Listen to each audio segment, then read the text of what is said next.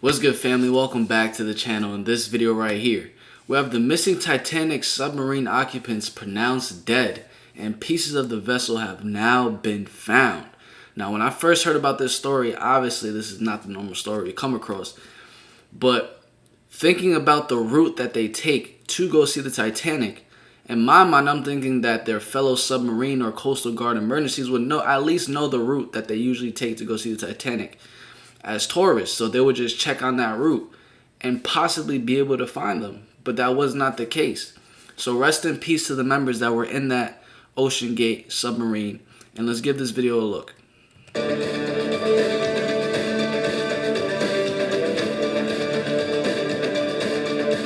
This is a CBS News special report. I'm Jerica Duncan. We're coming on the air with significant new information on the urgent and around-the-clock search for that missing submersible vessel in the Atlantic. I want to go straight to the news conference right now so we can get the latest information. Thank you for joining us today and over the past few days. This afternoon, Rear Admiral John Mauger will be providing an update on the most recent findings from ROV operations in search of the Titan submersible. He will provide a brief statement and provide the opportunity for questions after. Please limit your questions to one per outlet. Following the briefing, the Joint Information Center staff and I will be here to help you with any of your further needs. It says on the bottom, U.S. Coast Guard gives update after debris field found near Titanic wreckage during missing vessel search. May I now please introduce Rear Admiral John Mauger.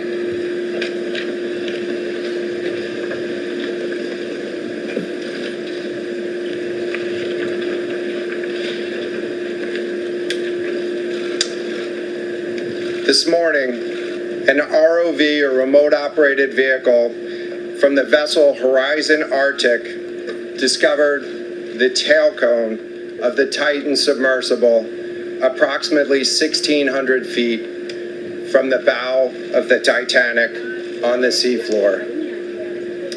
The ROV subsequently found additional debris. In consultation with experts from within the Unified Command, the debris is consistent with the catastrophic loss of the pressure chamber. Wow. Upon this determination, we immediately notified the families. On behalf of the United States Coast Guard and the entire Unified Command, I offer my deepest condolences to the families. I can only imagine what this has been like for them, and I hope that this discovery provides some solace during this difficult time.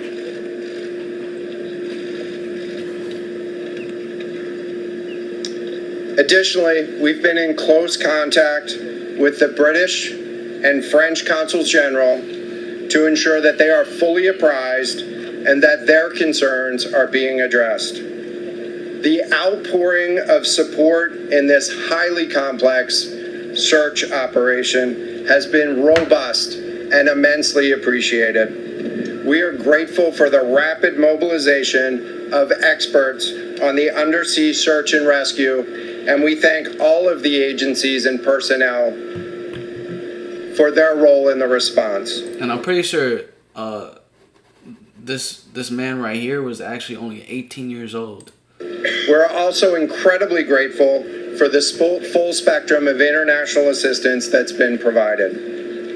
The ROVs will remain on scene and continue to gather information. Again, our most heartfelt condolences go out to the loved ones of the crew. We'll now take questions. Dang, they bombarded them. Can you talk about the delay in reporting the vessel missing and what impact that had on the... This was a incredibly complex case, and we're still working to develop the details for the timeline involved with this casualty and the response. And so we'll provide that information. James, my question is Sky News. What other debris has been found? trace of those who were. So this is an incredibly complex operating environment on the seafloor, over 2 miles beneath the surface. And so the remote operating vehicle has been searching, and it is highly capable. And we've been able to classify parts of the pressure chamber for the Titan submersible. Let me refer to it would have been such a hard mission to complete. Because, like, let's say they did find them, and obviously their submarine, there was a malfunction with it.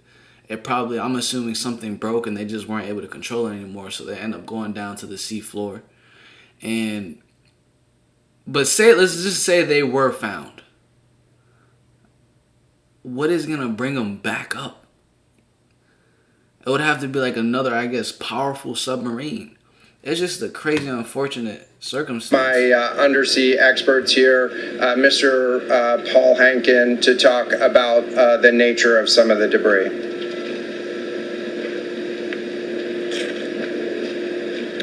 Thank you, Admiral. So essentially, we found 5 different major pieces of debris that told us that it was the remains of the Titan. The initial thing we found was the nose cone, which was outside of the pressure hull. And that means... we then found a large... that means that it imploded. ...debris field. Within that large debris field, we found the front end bell of the pressure hull. That was the first indication that there was a catastrophic event. Shortly thereafter, we found a second smaller debris field. Within that debris field, we found the other end of the pressure hull, the aft end bell, which was basically comprised of the totality of that pressure vessel. We continue to map the debris field, and as the Admiral said, we will do the best we can to fully map out what's down there. Thanks, Yes, sir. Go ahead. It's a very difficult question to ask. It would be important for the families, of course. But what are the prospects of recovering the bodies of the missing? So the questions was related. I'm restating the question from the standpoint of sometimes it's hard to hear the question here. What are the prospects for recovering crew members?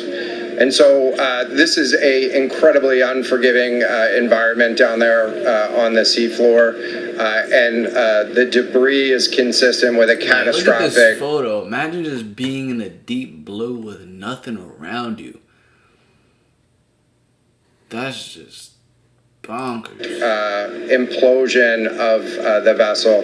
And so we'll continue to work and continue to search the area down there, but I don't have an answer for prospects at this time. Admiral Costello, NBC News. Is there any suggestion?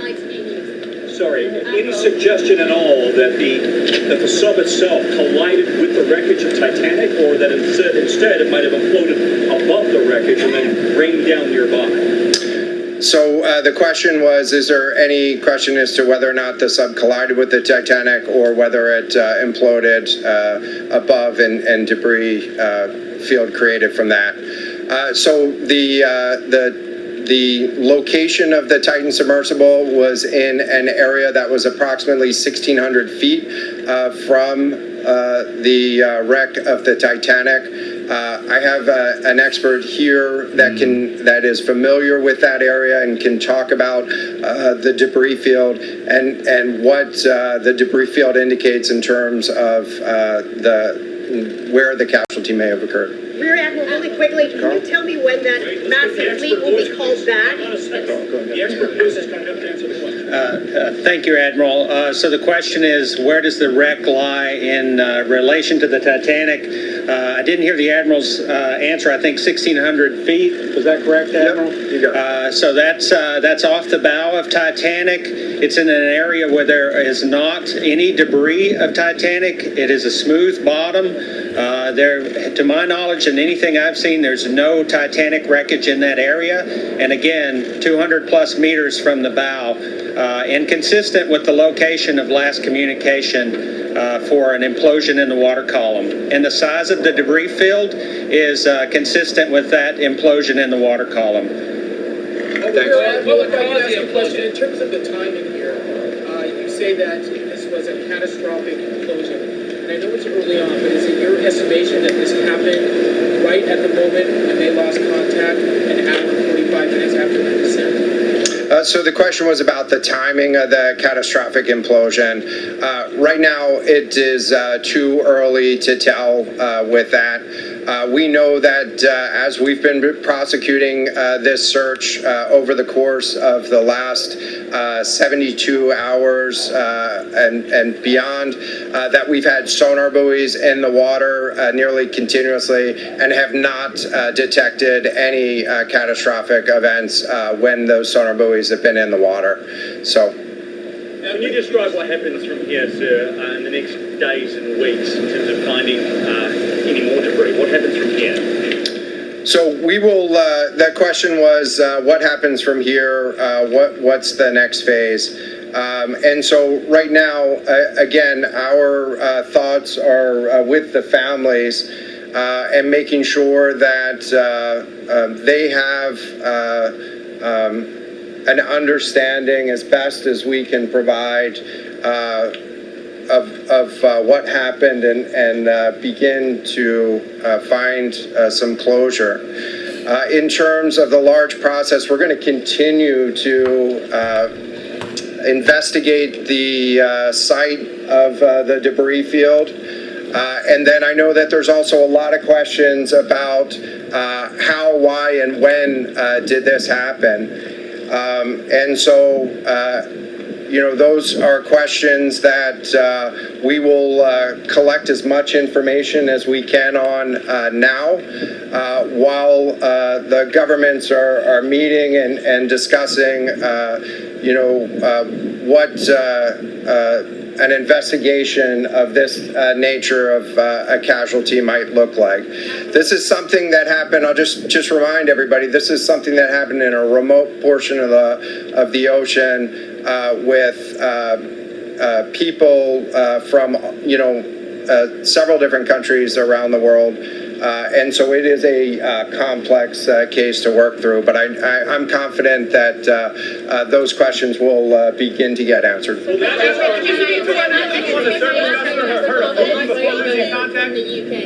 any suggestion that time factors, speed, anything could have prevented this and saved 5 people on board, or is this quite simply a catastrophic accident?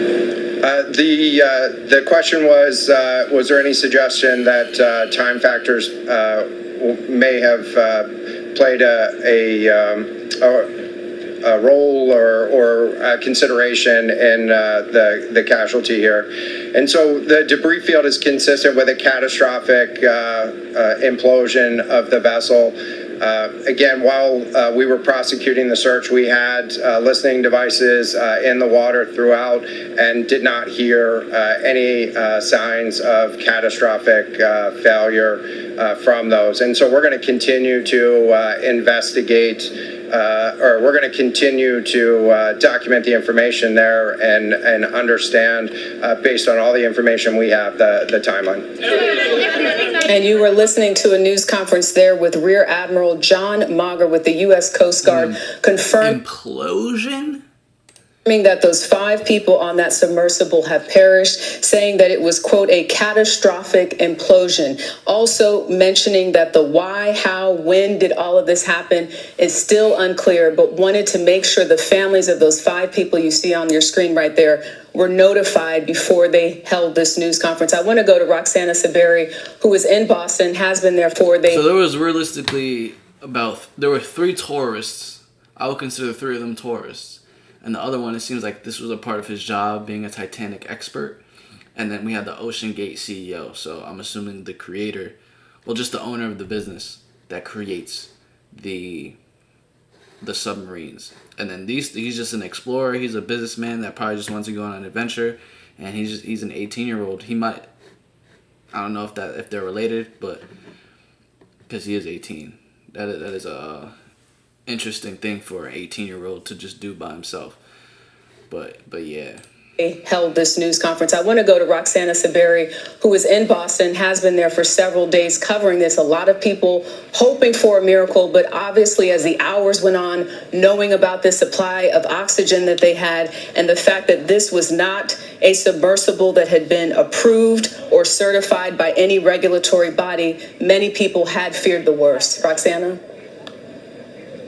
Yeah, Jerika, as you mentioned, we just heard from the Coast Guard here in Boston. The Coast Guard has been overseeing and leading the search efforts, and Rear Admiral Mauger did say that a remote-operated vehicle that was deployed by the Canadian commercial vessel Horizon Arctic had found some debris about 1,600 feet from the bow of the Titanic on the sea floor, and he confirmed that this was consistent with the loss of the pressure chamber. He said it shows a catastrophic implosion of the Titan submersible that has been missing since Sunday morning. You know, as you said, people have been holding on to hope that perhaps the 5 passengers on board were still alive. We had heard reports of banging noises that were given out that were emitted every 30 minutes on Tuesday and Wednesday, but we had not heard any updates on that since Wednesday. So people were hoping that perhaps the passengers had survived, but now we are hearing that there were 5 pieces of debris that were found, and they were all belonging, they said, to the Titan submersible. So they are still investigating, trying to determine the timeline and what exactly happened. But again, they said everything points to a catastrophic implosion of the vessel. Jerika? That's right. And those I wonder how long the excursion is to actually get to the Titanic. Like, I wonder how long they actually had to stay within a vessel that's not really that big. It seems like it's close. So they're gonna be close to each other. And how long did they have to be in there to see the Titanic and then make it back? remote operated vehicles will remain on scene. I want to turn now to CBS News Sunday morning correspondent David Pogue. He joins us now. David, you went on board the Titan last year for a story about the sub and interviewed the CEO of OceanGate. Can you tell us your reaction to all of this? I mean, you were on this. I know you didn't get that far into it, but what an experience and a tragic ending.